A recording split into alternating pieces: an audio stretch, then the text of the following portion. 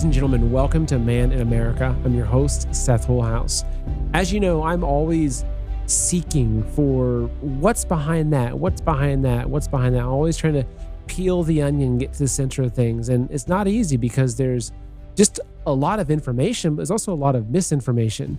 And so joining us today is a guest that's new to me. His name is Matt Ehret, and he's someone that I heard on a recent Mel K episode. And as I'm listening to this guy, I'm thinking, this guy's extremely, extremely intelligent and well-researched. And he's not just like that in one particular area. It seemed like world history, geopolitics, like the whole nine yards. And so anyway, I'm bringing him on the show just to ask him some of the big picture questions that I'm always trying to find out, like who's actually running the world? Who are we up against? Can we win? Where's this trace back into? How do these 13 bloodlines fit into this? What's really behind the Great Reset? So we're just going to be getting into a very deep conversation. This is going to be much more of a, perhaps you say, an intellectual exercise. So I hope that you're ready to approach the show and just think, okay, maybe get a notebook out, take some notes, because this guy is just a fountain of information. And so just get ready to have some fun and expand your thinking. Matt, it's great to have you on the show. Thank you so much for joining me today. Oh, it's wonderful to be joining you today.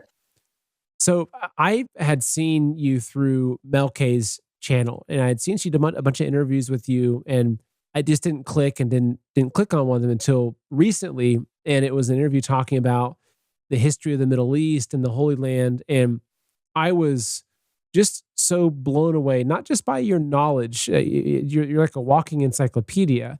I think Mel calls you what, the professor? Is that what Mel has nicknamed you?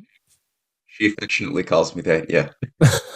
So, but also your ability to go to that 100,000 foot view. And, you know, the people that watch this show, they know that's usually how I try to approach situations. Is I don't get caught up in the left versus right, or this politician, or even, you know, nation state versus nation state. I'm really trying to look at the bigger picture of, you know, what are they distracting us from? What's the real motive?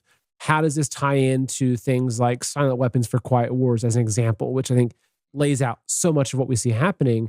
But I'm really trying to rise above the multiple levels of controlled A versus B, right? The Edward Bernays kind of given two choices. I'm trying to rise above that and figure out like really what's happening at the core, especially with world events. And you had the ability to do that in a way that I haven't heard in quite some time. And so anyway, I got a hold of Rob and said, Rob, you gotta help us get Matt on the show. And well, here you are. Oh, that's cool, man. Yeah, no, I'm glad some of those ideas resonated. And yeah, most of what I find myself trying to do more and more these days, is try to assist people to get above, as you just said, a lot of the controlled narratives that we are expected to fall in line to. There's all of these controlled oppositions, controlled polarizations, and you alluded to this whole technique of dividing people between left versus right, dichotomizations, for a very long time. It's an old strategy and technique of all empires, Babylonian, Persian, Asian, Western European, Roman, you name it. All empires have utilized this certain art of social manipulation, utilizing a certain knowledge that human beings are creatures of emotions and logic at the same time. Like, we have these two attributes of our feelings and our ideas, which one is more raw, not something you could necessarily define in a computer model. You know, I can't plug in my feeling of justice or injustice into a computer model. The computer model works more on the logic. You know, I could put in some rules based on some assumptions, build in some logical consequences that are, you know, that flow from A to B to C in a very binary way. And that's useful. It's a useful thing to do, but it by itself doesn't really differentiate us from computers themselves. Human beings, we could be trained to think like computers, and then it becomes very difficult to try to think like, maybe why will computers not necessarily erase us in some evolutionary, you know, next phase of evolution where we won't exist anymore unless we merge with them, says certain neural social media promoters. magnets. Yeah, yeah.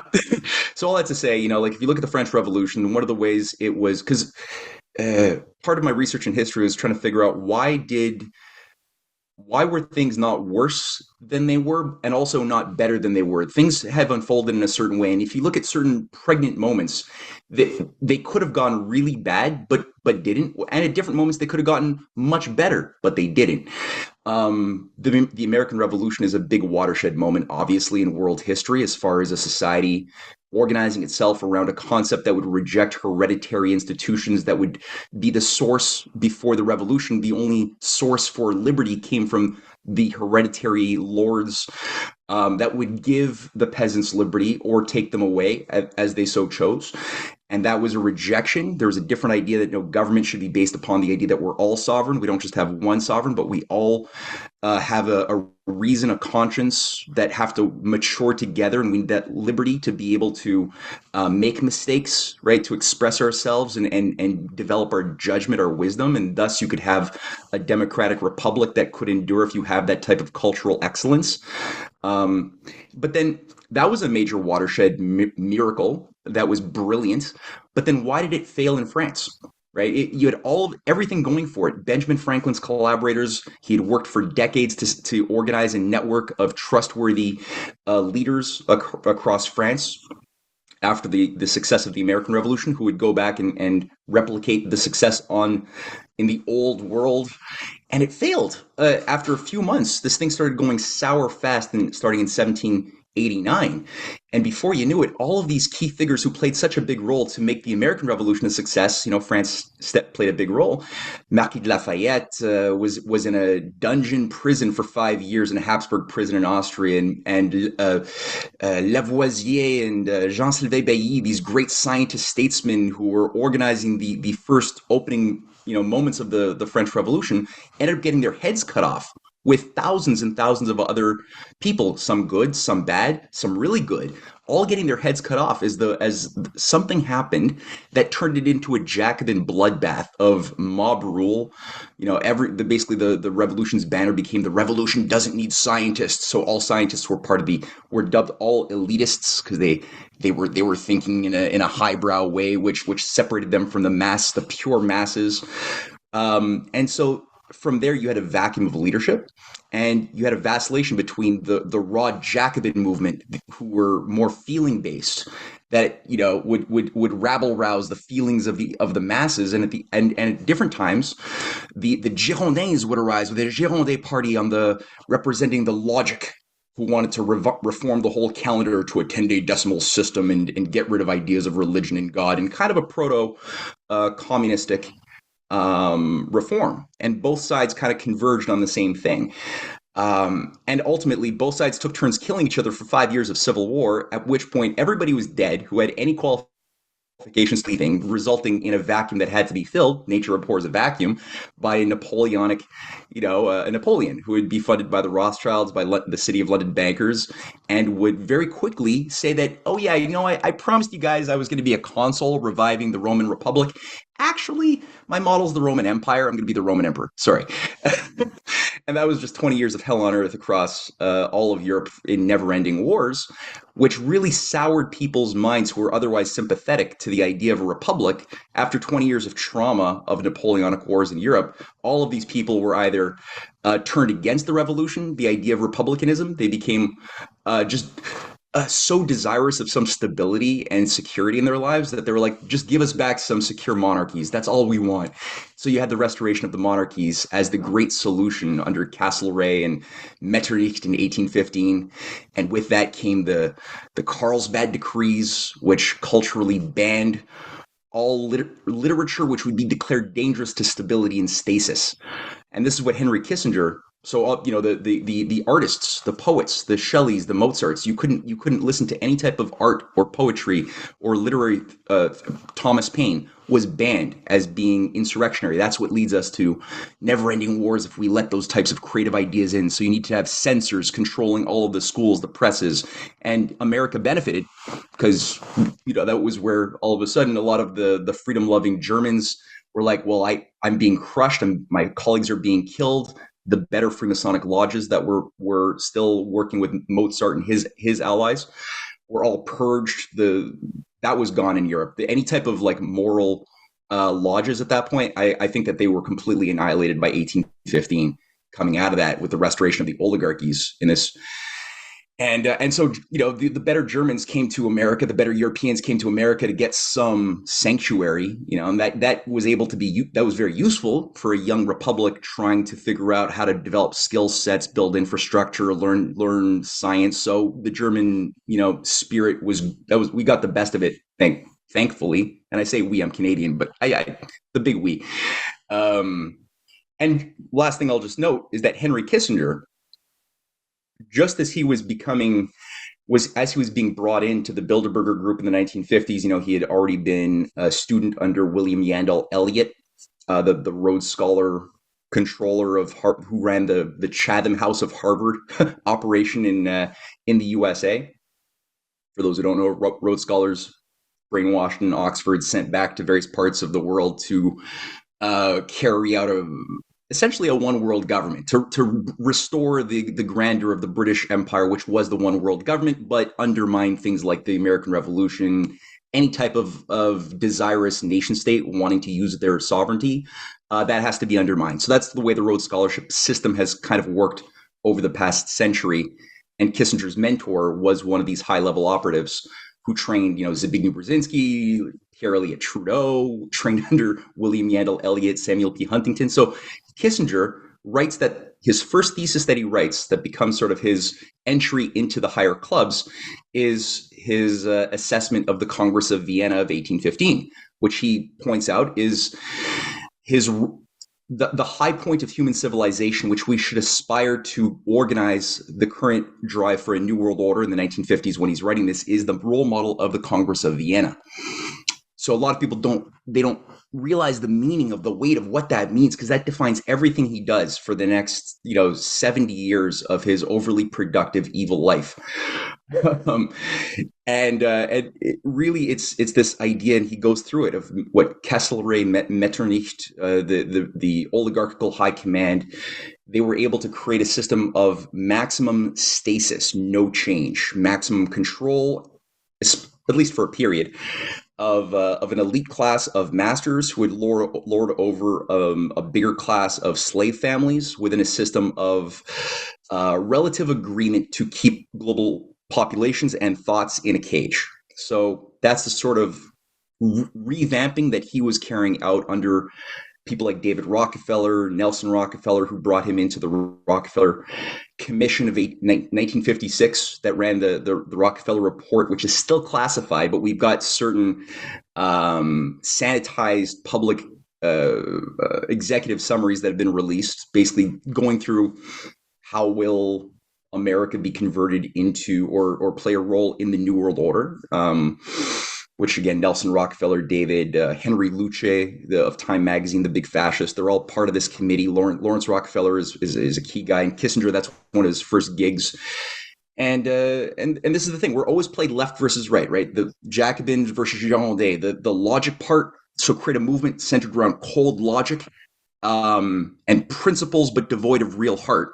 And then create an opposing counter movement of people who are all heart, all feeling, but deny any idea of logic, that reason is tyranny, and that we just have to be raw, pure, noble savages to be authentic. And you can just always play people against each other with these techniques of the human condition. So that's I think with that, one is able to better get into what is behind the Middle East, all of the problems of the Middle East, going back to the 1890s even, when the British started putting online, British high command, a lot of hardcore anti-Semitic fascists like Lord Balfour, who despised the Jews, were all putting into motion a project to try to convince the world Jews to all go and live in the desert in a very controlled, volatile zone. So you're like Lord Balfour, Lloyd George, Lord Chamberlain, Lord Milner, the controller of the Round Table, a co-author of the Balfour Accords. They're all anti-Semites who despise the Jews. They want the world purged of Jews, except for like good Jews who are more adaptive to the type of oligarchical cultural modes that they want to work or create. And they work with certain people like Walter Rothschild, who's a useful money bags, but never lives in Israel. Never. He bought land there to try to help other Jews that, on the lower rungs go there, but he never lived there. No Rothschild ever lived in Israel. It was never, because it was never supposed to be something that was going to be a stable area. It was this, you're going to go into a region and then, create a geopolitical zone of chaos around which the major civilizational states of the world, Asia, Africa, Russia, Eurasia, Central Asia, Europe, all intersect in this little convenient zone off the Mediterranean. It's like, it's a geopolitical pivot from a standpoint of geopolitics. That's how they see it. So any ideology you can cultivate that will maximize chaos in that zone will ensure a better divide to conquer strategy, so that no danger of civilizational states working together in opposition to an imperial force will ever occur. And that's, I think, how I tend to try to look at it and map out what is behind a lot of the fires from the 6 Days War, the Yom Kippur War, the killing of leaders like Yitzhak Rabin and Arafat, who had an alliance in the 90s, both of whom were murdered, and what was destroyed, what was undermined, what went sour that could have been good, and what's behind today's situation. Folks, I have a quick message for you. 2024 is do or die for the globalists and communists that want to absolutely destroy America. And one of the number one things they're going to be targeting is our financial system, whether it's through bank collapses or a financial collapse or the market collapsing, whatever it is, they will try to do anything possible to force us into their central bank digital currency, because that's what gives them absolute and total control. And so if you have money sitting in a bank account, savings, 401ks, stock market, etc., those are all vulnerable to these attacks. This is why I'm such a big believer in precious metals, because they are an insurance policies against this global agenda to destroy America. And so, folks, even if you move just a small portion of your assets into precious metals, you know that in case things go really bad, which I hope they don't, but unfortunately, I think that all the signs are pointing towards that happening, you have some aspect of your wealth that you can preserve through the chaos, protect your family. And so if you need someone that you can trust, that I personally trust extremely so much, it's Dr. Kirk Kelly. He's a good friend of mine, and he's someone that will give you a fair price on precious metals, physical silver and gold. So today, go to goldwithseth.com. Again, that's goldwithseth.com, or call 720-605-3900 to speak to someone on Kirk's team that will get you into their queue right away. They'll set up a free consultation with one of his wealth advisors. Again, folks, I don't want to be a fearmonger, but I genuinely believe they're going to be doing everything possible to collapse this system so they can control us. And physical gold and physical silvers are one of the best insurance policies to make sure that your family is protected against the Great Reset. There's so much to unpack there. But yeah, sorry. No, it's great. I'm loving it. It's like there's this tube of information that's kind of streaming into my head, and it's fantastic. Now, before we get into the nuts and bolts of this, because I have a question that's really the ultimate bigger picture, right? Because as people journey down the truth of the path of waking up, whether it was 9/11 or whether it was COVID or the 2016 election or whatever it is that shook people, and they said, wait, like my government's trying to kill us. They control the media's lying, and they get into they start researching, okay, who is it? And everyone says, oh, it's Klaus Schwab, it's the WEF, it's the bloodlines, it's the Chinese, it's this, and it's the European banking cartel, it's the Rothschilds, there's all these different paths that, and I know it's not a crystal clear picture. I know it's not some hierarchical pyramid that's very organized and there's infighting and everything. But when we look around and you see the coordination of things like the pandemic as an example and the vaccine rollout, that was very, very centrally organized, and not just by the corporatocracy or the alphabet agencies or DARPA or IARPA or any of these other agencies. It went much deeper, it seemed. And so when you look at the world's stage today, and you see things like BRICS and China and Russia, and then them opposing the West, and you have these points like Ukraine, where you have Biden and our captured politicians here sending all this money to Ukraine, yet a lot of them are also controlled by China, which is also funding and backing up Russia in the Ukraine. And then you have, I mean, we'll get in the Middle East, but and then you have, Soros coming out and saying that Xi Jinping is one of the greatest threats to open societies in the world. Then you have state-run Chinese media saying that Soros is a son of Satan. Yet the WEF is also working with Xi Jinping, and you've also got these WEF events happening in Russia with the young communists. And like as you piece this together, it just gets so messy. And some people are very quick to say, "Oh, look, Putin is trying to destroy the deep state. He's trying to free us from this, and maybe he's teaming up with Xi, and maybe Trump's involved." And you have all these different messy narratives, and I'm just trying to make sense of it all. And a lot of my guests are having these conversations, but in your mind and through your research, does it get to some sort of very, very small group of a handful of individuals that are actually orchestrating almost everything that we see around the world? Yeah, kinda. In my analysis, yeah, I do sort of see this hierarchically managed, but not exactly. And I agree with you that there's not necessarily um, a coherence or a consensus in how this is going to unfold amongst the ruling. And I do see this as ultimately animated not by any ethnic group. And I caution anybody listening who have fallen into a place where they find themselves concluding that the source or causality of evil now and deep into our past can be rooted in something ethnic or genetic. If you're going down that path, I caution people to pull back and revisit their assumptions a little bit. I'm looking at this from the standpoint of epistemology, the logic of how ideas of or how knowledge emerges, both true knowledge and its counterfeit. Because you could make the true appear false, and you can make the false appear true using a mixture or a misuse of those things I mentioned regarding the rules of logic tied to emotions. There's a good use of both that should dance together in a mature human being.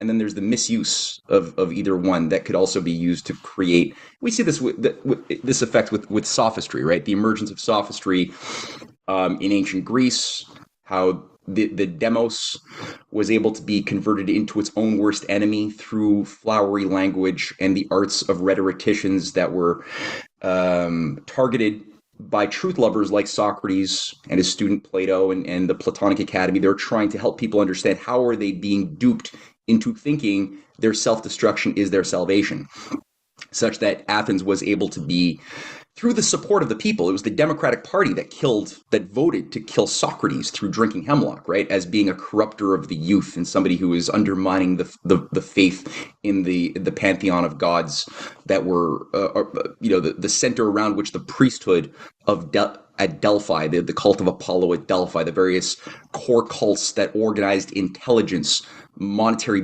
proto-banking systems, managed the geopolitical operations of wars, because any general or king of ancient Athens or Persia or Sparta, or to know who do I make an alliance with, who do I go to war with, they would go to the oracle. They had that was what was expected of them, and pay a lot of money. So the oracle had the oracles of Delphi, the cult of Eleusis, had a ton of capital to then lend to. They also had a ton of intelligence because enemies would come to them, right, paying cash to say, what do I do? So now you're the priesthood who's interpreting what the doped up oracle is saying. Usually some poor girl who's selected, often raped by the priesthood, doped up on psychedelics, which they were using proto psychedelics, derivatives of wheat blight that they later on turned into LSD in our 20th century. This is something that was used back then too as part of the rites of initiation. But they would have these oracles doped up, blathering randomness out there into the whatever, and then the priest would then interpret what Apollo, who's actually a proto, before there was Christianity. Apollo was a proto Lucifer, the god of light, the god of the sun, also the god of destruction, who had a dark side.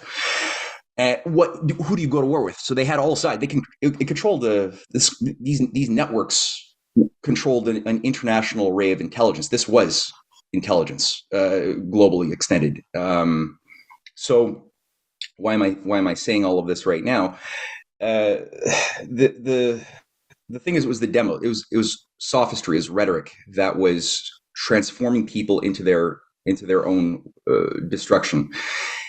And I think, from my standpoint, I'm looking at, well, where did the good emerge in every civilization? When I look at world history, I try to study history. I try to take as much of its step back as possible to look, where did authentic goodness tend to emerge, and where did its subversion emerge in my study of Chinese history or Indian history, Egyptian history, Western European history, you name it. You could always find something universal about goodness and courage and freedom lovingness, which will tend to emerge and create measurable good things, increased Renaissance moments where all of a sudden you can find population growth skyrocketing, quality of life skyrocketing, usually accompanied with blossoming architecture, artistic, scientific revolutions. Usually these processes accompany an orientation towards peacemaking. War avoidance is the sort of thing you tend to find when these things emerge. And whenever the goodness is subverted, sometimes from outside forces, oftentimes from inside forces, there's usually a common way that happens, and that dark age processes start taking hold, and cultures start forgetting what they once knew, or what they took for granted, as they fall into corruption, decay, decadence, looking at your neighbor as something to either be afraid of or to steal from, instead of somebody to work with as a brother, even though they might have a different skin color or something, So and then you get wars, divide to conquer processes, and you'll usually find a wealth transfer into an oligarchical class or caste. Whenever these types of things occur, that enjoys getting the slaves to fight. So, in my view, there is a material component to the oligarchy that does tie into primarily the old families of Europe. Like, I'm talking here, like the old nobilities.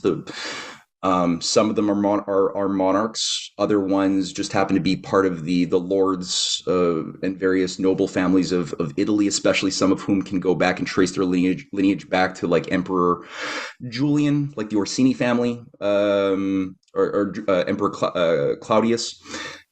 Many doges, many leading members of the Roman Senate of the Roman Empire are still have a direct continuity of leading families who are inheritors of what are called family fondies, the family trusts that sort of are what keep and maintain multi-generational traditions amongst these governing classes, which is unfortunate, because I think a lot of these children are highly abused and groomed to become broken of something human in order for them to become managers of the system that they were born into. It's kind of a sick thing.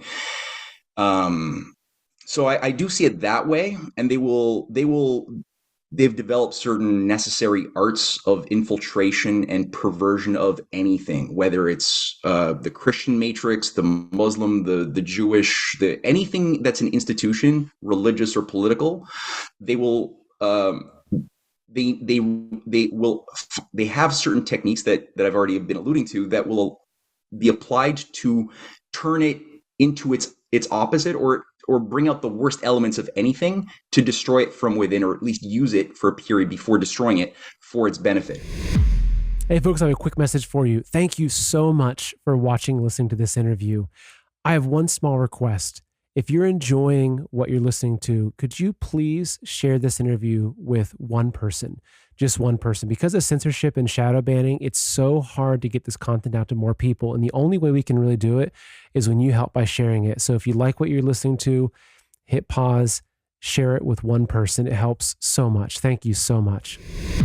And how many wars have been done in the name of Christ, right? The Crusades, where countless thousands were of innocents were murdered. Jews, Muslims, and Christian alike were all killed in never-ending wars for centuries for these crusades in the name of Christ. It didn't need to happen.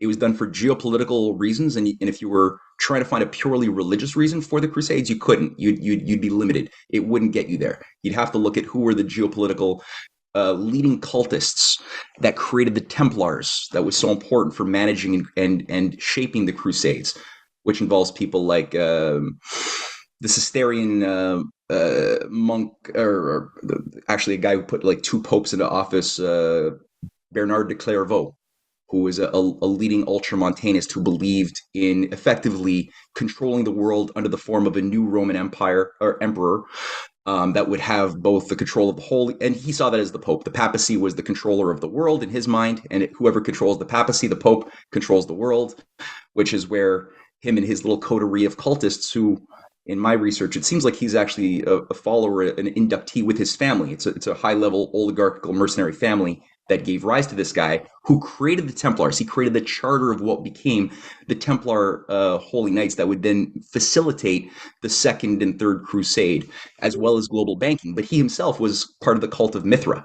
And even today, you have all of these like Mithraic cults, thousands of them in Egypt, in the Holy Land, in Europe, in England, often in caves. They sacrificed in caves, and it was the core cult of the Roman Praetorian Guard and the Roman legions. That was the cult that was brought in from Anatolia back in, even before Rome became an empire. It was brought in, but it became to be anybody with influence within the Roman military. You had to be an inductee through the 8 degrees of the cult of Mithra, which continued even after Christianity. It basically was rebranded a little bit to give it a bit of a Christian veneer, but there was always sort of secret Gnostic discoveries you would make along the way of the rites of initiation as you move up the chain. And so, you have to go there, because the whole thing was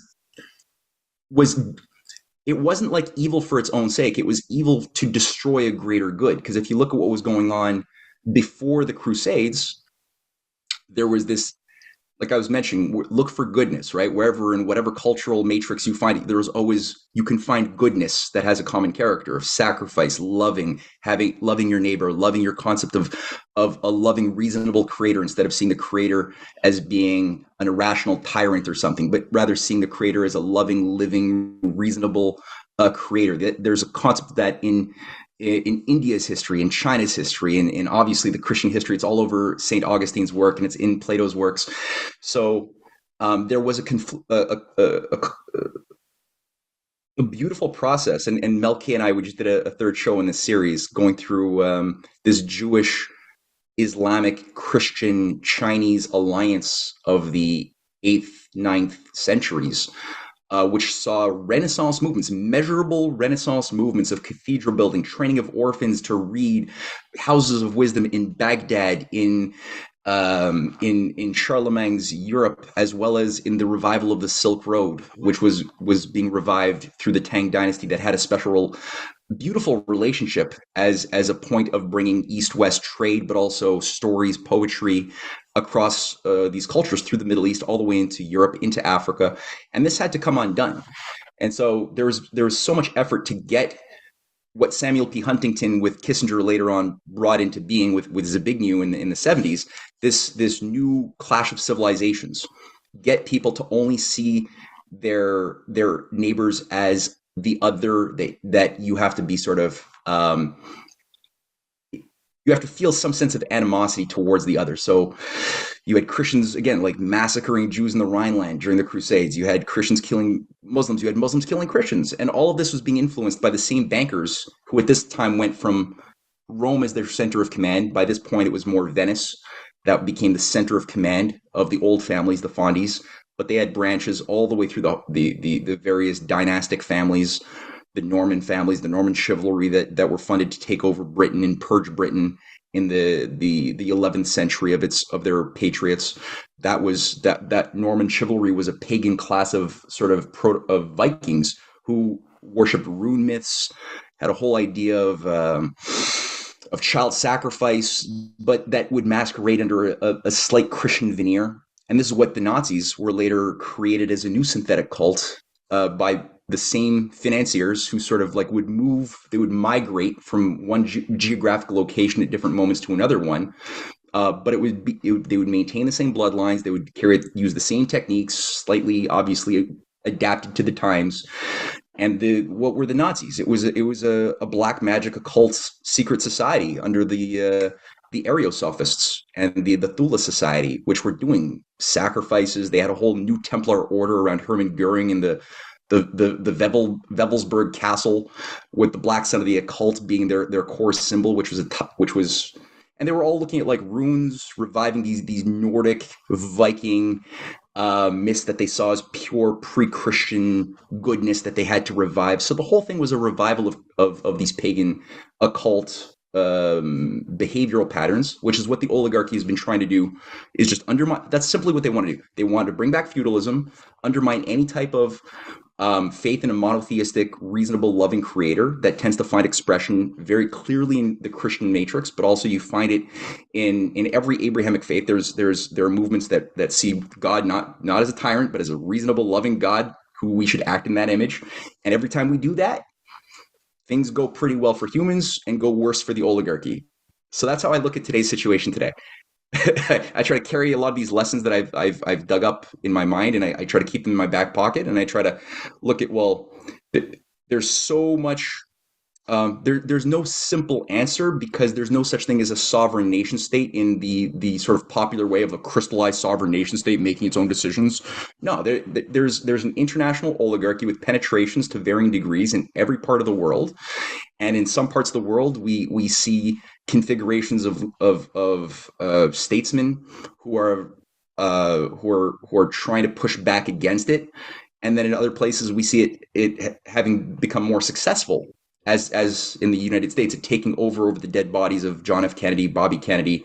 It's much more ingrained in some ways, despite, I think, the authentic efforts being made by the non-neocon Republican movement, which I see as the only hope in the United States to survive, is through the non-neocon Republican movement, and maybe some Democrats were able to realize how they've been duped, who could maybe get some convergence.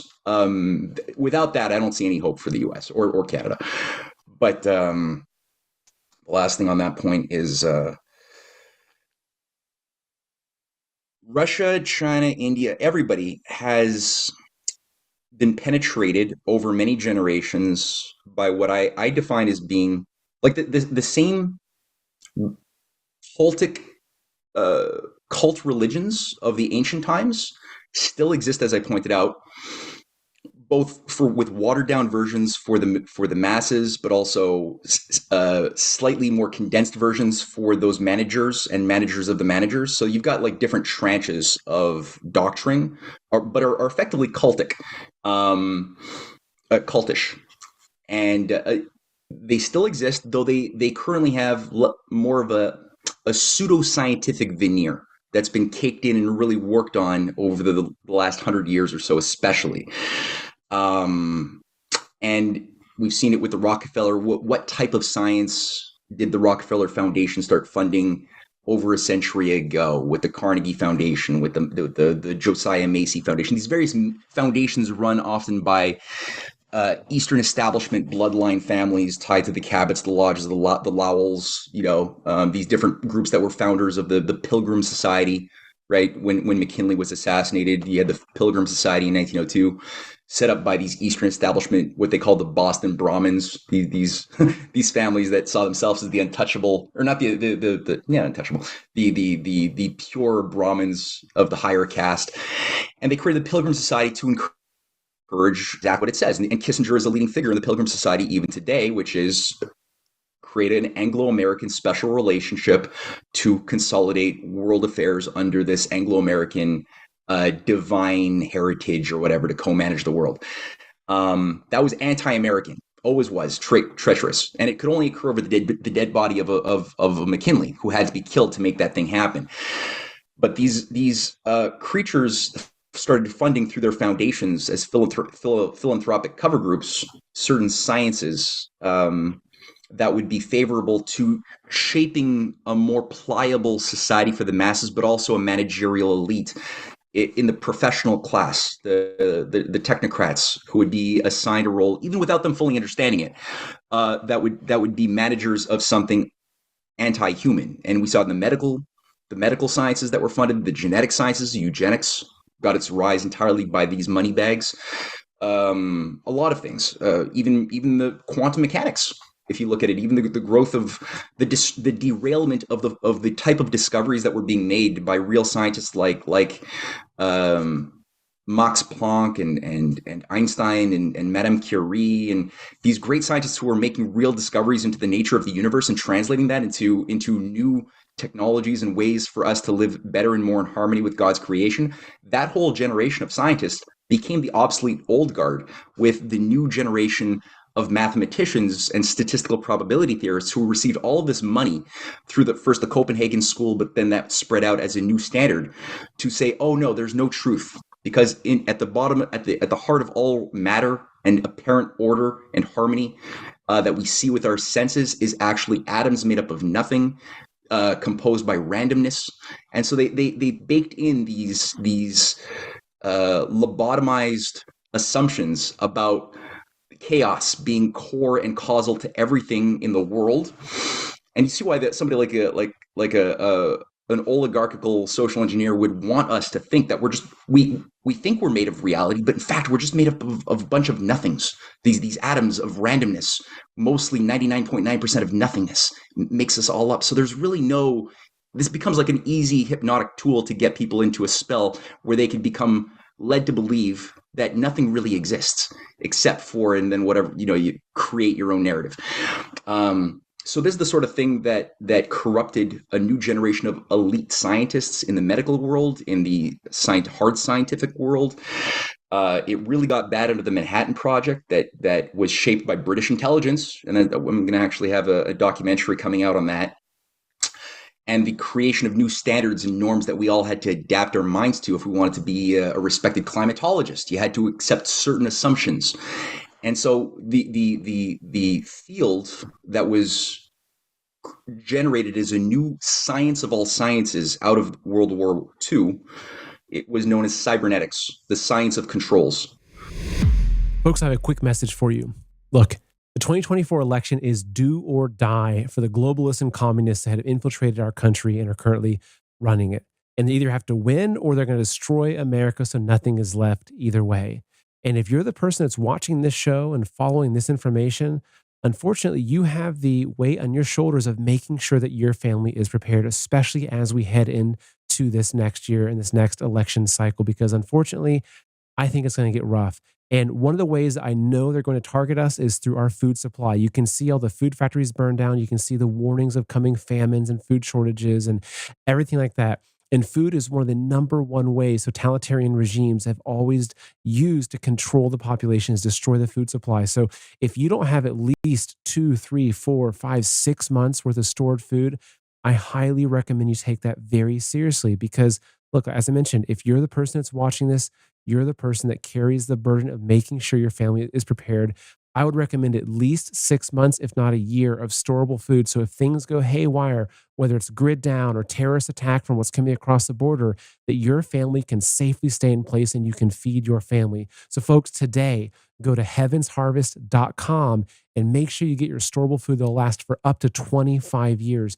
Just in case things go south, you know that you have what's going to take to feed your family, which is so, so critical for us to get through this next stage of history. So go to heavensharvest.com today, order your food that'll last up to 25 years, and use promo code Seth to save 15% on your entire order.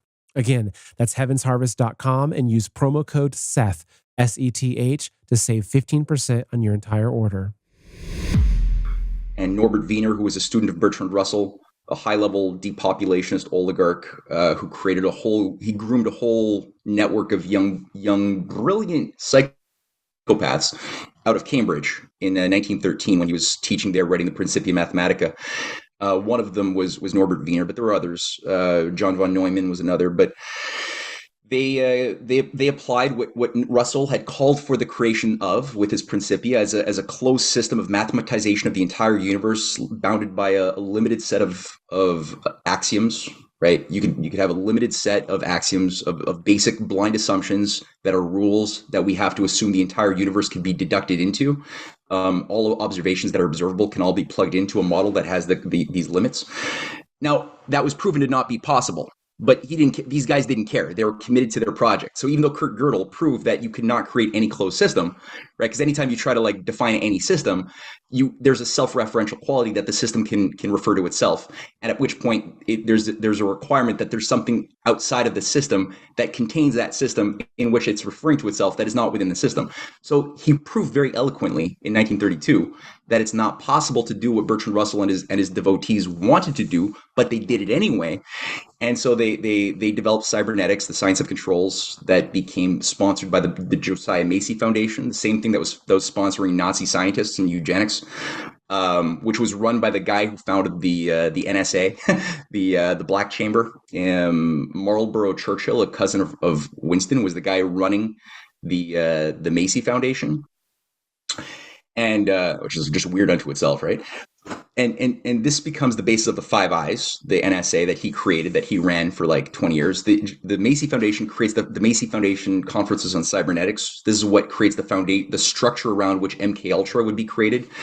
Margaret Mead, Bateson are leading figures within that process. They're looking at how do you take these new mind drugs. Aldous Huxley and his family, his clan, again, with these groomed families, right? One of their brothers committed suicide because the pressure to be an oligarch was so intense he couldn't stand it and killed himself, hung himself on a tree.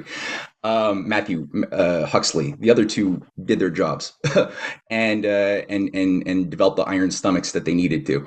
But this became what was used cybernetics to reform the new OECD. This became the basis of NATO's entire system. It became the basis of RAND Corps, as RAND Corps was created to now start a new type of scientific policy making around computer modeling. And that was created, again, overseen by the CIA, brought in to the United States to shape everything from economic policy, foreign military policy, whether we build up our nuclear warheads, how do we interpret Russia's intentions. It's all based on computer modeling, because computers are so much more superior to the fallible human minds that are contaminated with feelings. No, computers are science. So that became RAND Corps. That's what JFK tried to fight against, because if we went with the RAND Corps view of things, we would have been in a nuclear war over the Cuban Missile Crisis, and all of the Joint Chiefs were thinking along the lines of RAND. That's what JFK and his brother were fighting against. The same thing was brought in to Russia, even though cybernetics had been banned. As a bourgeoisie corrupting science that denied human freedom. The moment Stalin was dead, it became rehabilitated. It was brought in every level of scientific practice and governing practice in Russia. Khrushchev gave a speech in 1960 saying that cybernetics is now the centerpiece around which all Soviet administration will be built. So this created and groomed a whole class of cybernetics experts who became administrators. They then groomed and so it's sort of a pagan cult, but masquerading as science. And it has a force unto itself, because the people who tend to be within, who are groomed to adopt a worldview and a cosmology and a self-identity based around a cybernetic set of assumptions, they lose something human. They become something you're very concerned with. If you're a human being with political influence who has to now deal with these networks and these nests that were there already before you attain political power, you can't just come out and say, like Alexander, or not Alexander, Akhenaten, right? Great example. Go back to history. Akhenaten was an Egyptian leader who didn't get it. He messed up. Why did he mess up? He was a good guy. All evidence shows he was a really good guy. Lived around the time a little bit before Moses. He was a monotheist. He tried to overthrow all of the pagan polytheistic deities of the Egyptian priesthood way too fast. He was like, no, this is immoral. There's one God, one Lord. He's a moral, reasonable Lord, and I'm going to assert that truth and make enemies with the entire priesthood, military class, legions of soldiers of Egypt. I'm going to build a new capital far removed so we can get away from the corruption of the old capital. And it lasted for like him and Nefertiti. They tried. The arts were beautiful in their period. You could see that there's something really special, even though there was efforts to smudge them out of history. We only discovered that Akhenaten existed like a century ago. He was wiped out of memory for over 2,500 years. But he moved too fast. He didn't know how to play the game. He could, because you can't. You're dealing with people who will kill you to preserve the raison d'être. So I think that when I look at a lot, like, where do I see goodness in terms of like a resistance to the woke ideology, a defense of family structures, a defense of an idea of a morality in the universe, not just created by humans, but there in the universe around which we have to model our behavior as humans, or a push towards development, ending hunger, ending poverty, trying to find peace corridors. I see actions and policies today that fall into harmony with that what I define as goodness, right? Or things that are in harmony with at the very least a reasonable practicality, if you want to even like reduce it to that, because it's more practicable or practical to live in a world that doesn't have wars all over you and where people want to kill you. It's better to live in a world, your self-interest will be more maintained if your neighbors don't want to kill you and there's some general prosperity to be had. I do see that happening, and I do see an effort to create abundance instead of scarcity in parts of the world that are not what I'm living in my NATO Five Eyes cage part of the world. So I do see that in Eurasia, and I also see penetrations of these cybernetics cults in Russia. I see it in the scientific community, in the medical community. I see it tied to Western intelligence. I see it in China. I see it in India. I see it to a certain degree, and also in Iran. But I do see a fight there that I don't see in the same intensity here anymore. So I that's how I'm defining my nuance. My language will be used by figures with political influence in China or in Russia. But then again, like you just pointed out, China did kick out Soros. They banned him for life in 1989 and shut down his open societies. They took a World Economic Forum trustee, Jack Ma, who's sort of the Bill Gates of China, transhumanist freak, who like is the one behind a lot of the worst elements of social credit under his Alibaba, Alipay, all of these things that run like something like 1 billion people are using Alipay and Alibaba, or Alipay, and that are tied to various types of social credit rating systems. They took this transhumanist Bill Gates World Economic Forum freak, and they, as he was calling for essentially a banking coup in China, in Beijing, it was in Shanghai in 2020. They actually did something about it. They took that guy down. They stripped him of his. They did. You could teach high school. You could keep your money. You could live in your mansion, but you can't do anything except teach high school. And even then, they shut down his university. He had like a Soros University thing to train new technocrats, like what Soros did with his his new Institute for Economic Policy and his Soros University that's been created in the West. They had something like that in China. They took it down. They shut it down, fired the teachers. So I'm seeing like a fight, and I don't see a similar kind of fight being waged here so much from institutions. I see it from the people. I see it from people trying to get power, who I hope will, but I don't see it so much from the. But I do see a lot of narratives being created to convince us either that we can reduce all or simplify all of that complexity, ignore all the nuance, and just find it a nice, clean enemy image in the same thing that worked in the Cold War to keep us very much controlled by the oligarchy, which is, the old Kremlin, Beijing, commie boogeyman are always there, and we never dealt with that trauma. We were given that every day, the baby boomers, every single day from the 50s all the way on to the collapse of the Soviet Union. That's a lot of unresolved trauma that just went underground into their subconscious, and the spell makers are able to they know where to push to just bring it all back to the surface. Similar lines of stories are being created by the new Hoovers, the new Freemasonic, Southern right operatives that are running today's FBI, just like they were running back then. Christopher Wray is coming out saying, we've heard that Iran has got a plan to kill and assassinate our heads of state in America. It's like, okay, where's the evidence of that? We're patriots. We're the FBI. Why would we lie? And it's like the Cold War. I mean, you killed Martin Luther King, didn't you? I feel like so you got this whole thing, and so that's how I try to like bring people to at least entertain that top-down approach to analyzing the patterns and the fight today.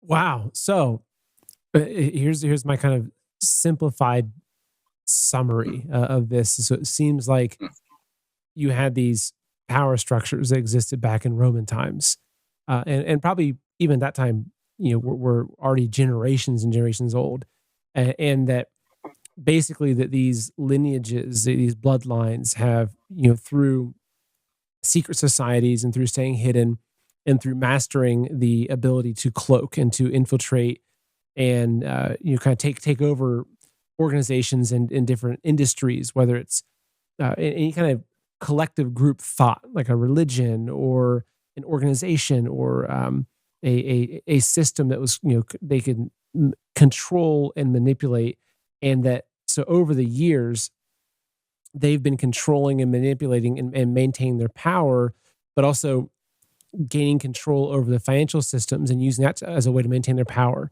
And that on the opposition of that, though, there's always this kind of divine human spirit that's trying to blossom. It's trying to create beauty, to manifest God's will on earth, right? And so you have these periods throughout history where that emerged and it blossomed, and maybe that was a period where the oligarchs had less control, or they didn't control the beginning of it and it grew a little bit too big, and then they had to go in and destroy it, right? And so, and these oligarchs have always used war as a tool to redraw boundaries, to basically to shake up any country that is getting too strong outside of their control. They've used wars, and like that's what kind of takes us to where we are today. And I feel like, gosh, we're coming up on an hour here, and I feel like we've only just started, so we'll certainly have to do more of these interviews. I guess as one kind of final question, just for you as we wrap up, and we're certainly going to be doing part 2, 3, 4, 5. There's I mean, we could talk about a lot, right? Yeah. Yeah. But in conclusion for today, with where we're at now, with what people coin the Great Awakening, with the people, the commoners now understanding, in a large way, in a large group, understanding they've been manipulated, understanding they've been lied to, and understanding that also that they have power, right? We're not the peasants of 1500, where if we, storm against the king, we'll all be slaughtered and executed, and our wives and daughters will be raped and killed, right? Like now we've got tools like Rumble, and we've got Twitter, and which seems relatively open. So it's like we now have the tools to go against the narrative, to counter the information war. And so the question I'm getting to is that, do you see that we're at an inflection point in history where the people, the individuals, you and I, that we are now at a place where we can overthrow this global oligarchy? Yes, I do see that, and I do believe that this is possible and necessary. And anything which is both possible and necessary must happen. It doesn't mean it will happen, because people don't have to do what's popular and possible and necessary. We have free will, and that means we have the will to be stupid. However, the toleration of stupidity at this point has we've used it all up. There's no more tolerance to stupidity cards we can still play at this stage of crisis. So we got a systemic meltdown. It's been a long time coming. It didn't start in a couple of years ago. It didn't start with Obama. It didn't start with Bill Clinton. It didn't start with Reagan. This has been a process, a slow self-annihilation as far as atrophying our infrastructure, outsourcing our industry, going for myopic, momentary speculation and profit instead of thinking about what are we creating for the next generation, as far as what defines our standard of what capitalism should be, as an industrial capitalism, which we used to have, but we forgot how to do it. Now we're in speculation, I'm a consumer, so I'm a good citizen type of capitalism. That was never meant to be sustainable. So now we got a bubble economy. The bubbles are popping. Okay, so the bubbles are popping. The banks are collapsing. They want to take us down with them. So looking at our history, we've been in similar, not the exact same, but similar situations with the Great Depression. We've seen this in other cases as well. There have been things that have been able to be wielded as far as the power of the national or the sovereign nation state and the power of the Constitution, especially in the United States, which has been uniquely powerful at counteracting the influence of the oligarchy's drive to kill us and enslave us under feudalism. It's not like it's something that they've just started doing now. It's been an ongoing intention and a desire over many generations, really even the second the American Revolution was over. The intention to undermine the revolution and the republic from within was always an animating force behind every action that was taken for the bad in America's history. There's always been this fifth column built up, baked into the US through loyalists to the British Empire who acted like patriots, but always created institutions that would serve as destructive influences to undermine the sovereignty of the US and the excellence, the moral excellence of the people.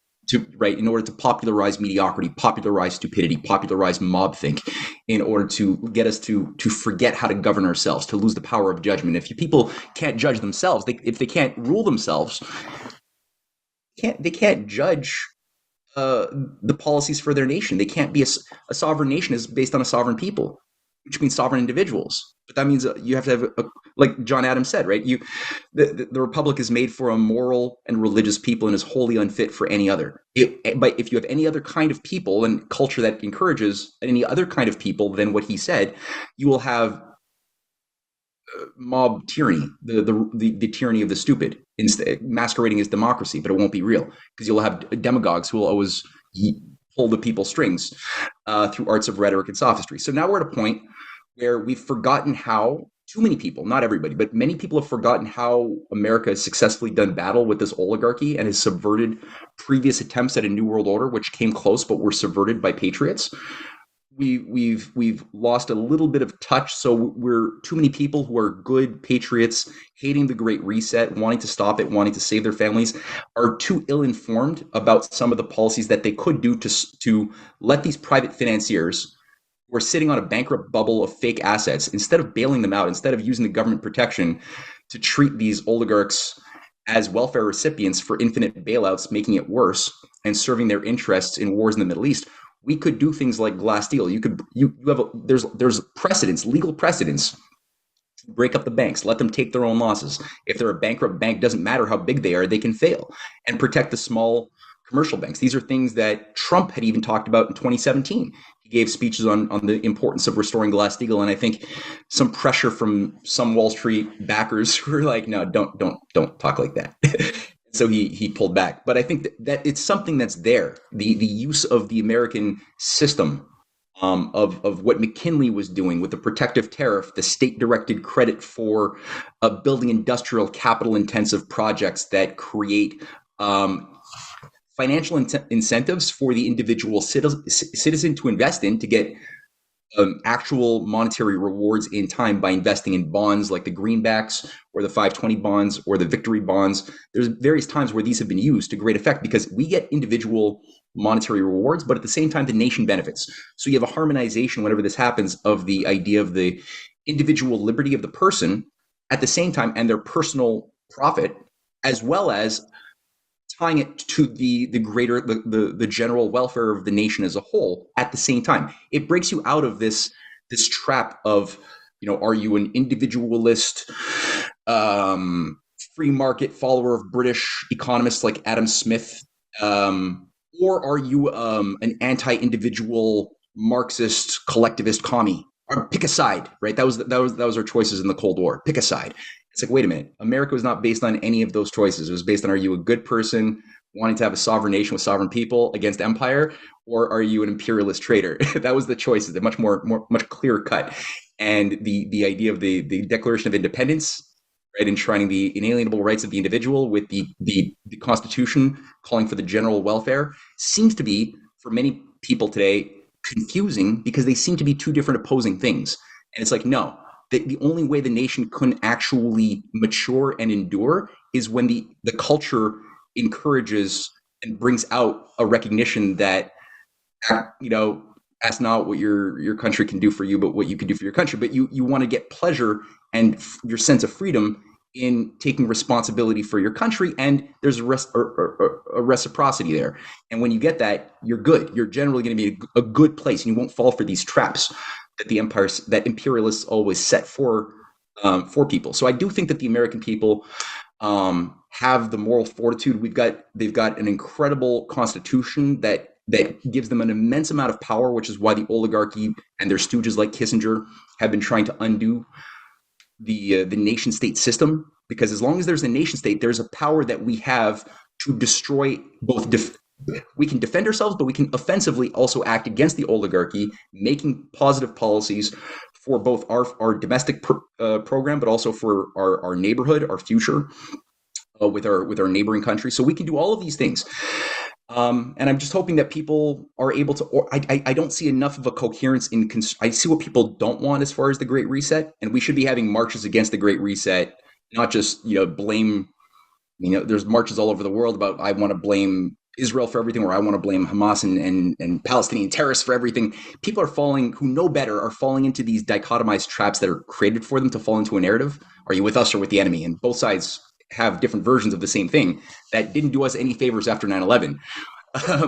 And so I think if we could just focus on the real issue, that there is a depopulation agenda, there is an agenda to undo the American and every nation's sovereignty under a new global collectivist system that would make it more easy to create scarcity, to contract the world population. Just hold those basic facts in mind, and then look at, well, what do we need to do? We need to, the banking system is going to blow up. That's going to set in a chain reaction that will create total chaos, at which point a lot of the freedom that we currently have to use these platforms is going to go away. So we have a window of opportunity. Certain things have worked in the past. The oligarchy is afraid of them. We should do more of what the oligarchy is afraid of. If that means, I mentioned a few things. There's other things like that. Obviously, World War III is a serious one. There's all sorts of mutual security agreements that are signed on both sides that could be triggered, that could get out of hand. The oligarchy doesn't necessarily control all those outcomes. They've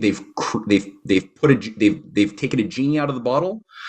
There's a bit of a gamble that they can control the wars that they're about to unleash and then put the genie back in the bottle. Sometimes they've been able to do it. Now we have nuclear bombs all over the world. Not the same formula that worked for thousands of years. It's a different ballgame.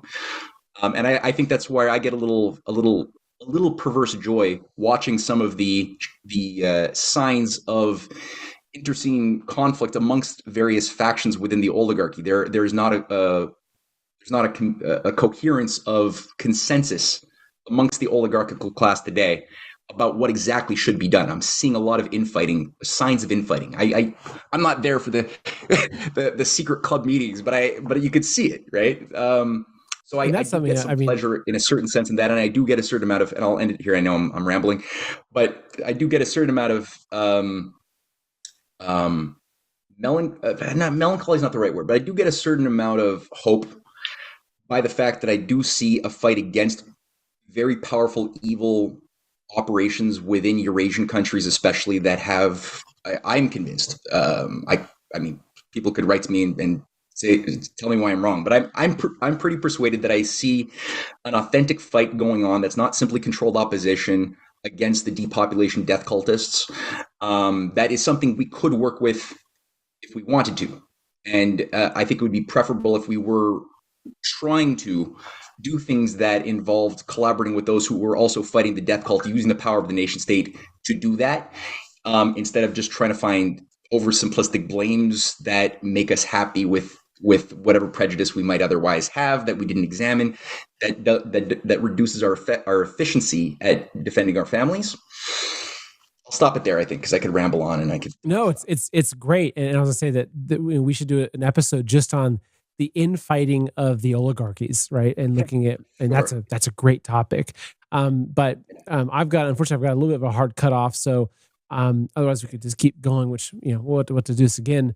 I want to bring up your main website, CanadianPatriot.org. Is this the best place people can follow you and what you're doing, Matt? Yeah, that's a great spot. And our new episode one of an 8-part documentary series on the hidden hand behind UFOs, lifting the veil, going back to ancient cult structures of ancient pagan Rome, Babylon. It plays a big role in that first episode. So that's going to be a new series. A lot of videos are there. Our books are there. My wife and I co-manage the site. We both are authors of many books, and you can find them all over that website. And we also have risingtidefoundation.net as a little bit more of a cultural, educational website. So that's another one people could play around with. Well, Matt, as our first show together, it was a lot of fun. I mean, I can't wait to have more of these discussions and just dive in. So thanks again for coming on. Thank you for what you're doing, and I look forward to next time. Me too. All right, it's a pleasure. Okay, take care.